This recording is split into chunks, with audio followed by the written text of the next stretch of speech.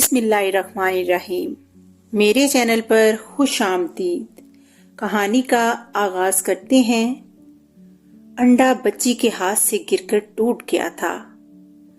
वो वहीं बैठ गई और बेतहाशा रोने लगी। पास से गुजरने वाले एक शख्स ने इसे रोते देखा और साथ ही इसकी नजर टूटे हुए अंडे पर पड़ी। वो समझ गया कि बच्ची क्यों रो रही है। इसने जेब से 5 रुपए का एक नोट निकाला और बच्ची की तरफ बढ़ाते हुए बोला, ये लो लड़की, रो नहीं, दूसरा अंडा ले लो। बच्ची रोना भूल गई। इसने एक नजर आदमी पर डाली लेकिन नोट की तरफ हाथ नहीं बढ़ाया। वो आदमी दोबारा बोला, ले लो, जाकर दूसरा अंडा ले आओ। शुक्रिया, ये कहती हुई बच्ची उठकर खड़ी हो गई और जल्दी जल्दी आंसू पोंछ डाले। इस शख्स को हैरत हुई क्योंकि बच्ची ने अब भी नोट नहीं लिया था। आदमी ने पूछा, क्या बात है, तुम ये पैसे नहीं लोगी? नहीं, शुक्रिया, बच्ची ने कहा और तेज तेज कदम बढ़ाती हुई एक घर में दाखिल हो गई।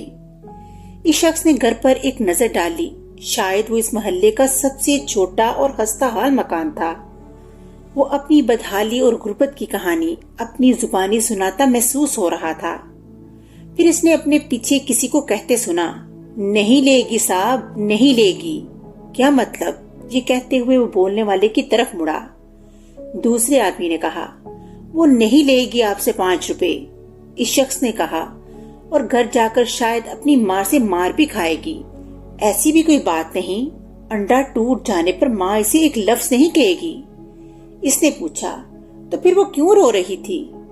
आदमी बोला, ये बच्ची और इसकी माँ इस मोहल्ले के अजीब तरीन लोग हैं। सभी को इन पर हैरत है। इस शख्स ने हैरत से कहा, मैं समझा नहीं। आप क्या समझेंगे, जबकि मोहल्लेदार आज तक इन्हें नहीं समझ सके। दुनिया में इन दोनों का कोई अजीज रिश्तेदार नहीं है। वो 1 साल पहले इस मकान में किराएदार के तौर पर आई थी।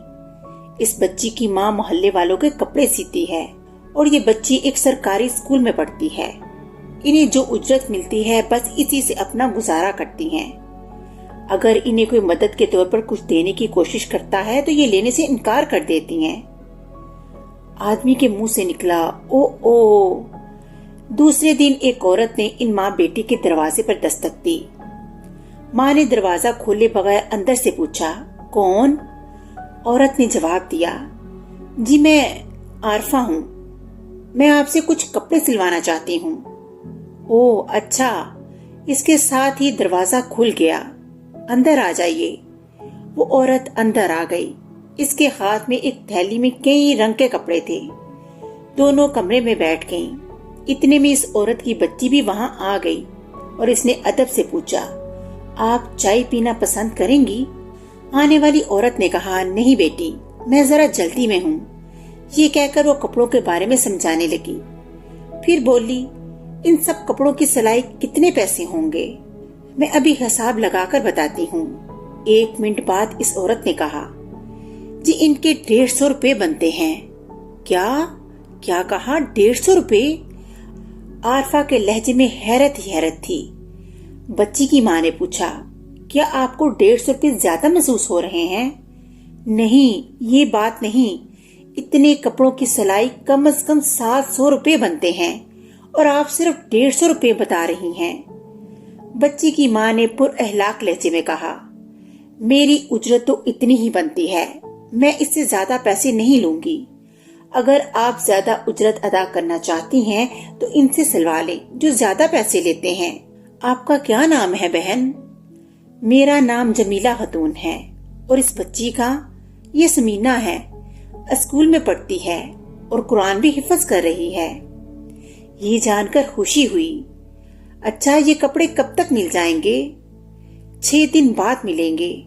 शुक्रिया, मैं अब 6 दिन बाद ही आऊंगी।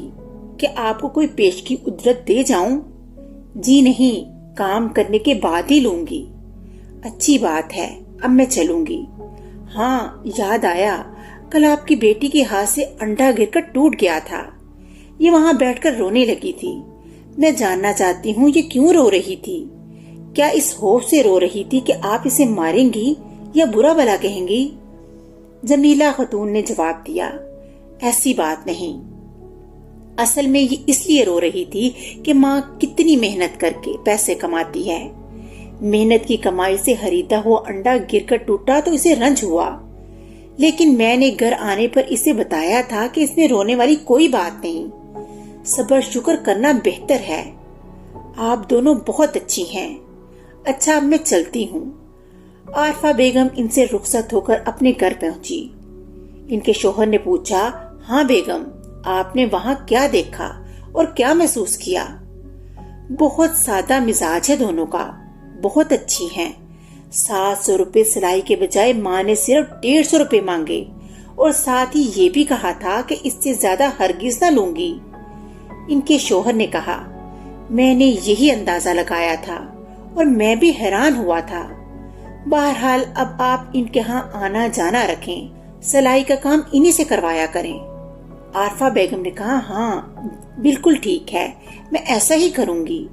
پھر انہوں نے اپنے شوہر کی ہدایت پر عمل کیا۔ وقت تیزی سے گزرتا رہا۔ 7 سال بعد ایک روز عارفہ بیگم نے جمیلہ خاتون سے کہا، جمیلہ بہن، مجھے بلا یہاں آتے ہوئے کتنا عرصہ ہو گیا ہے؟ 5-6 سال تو ہو ہی گئے ہوں گے، جمیلہ نے کہا۔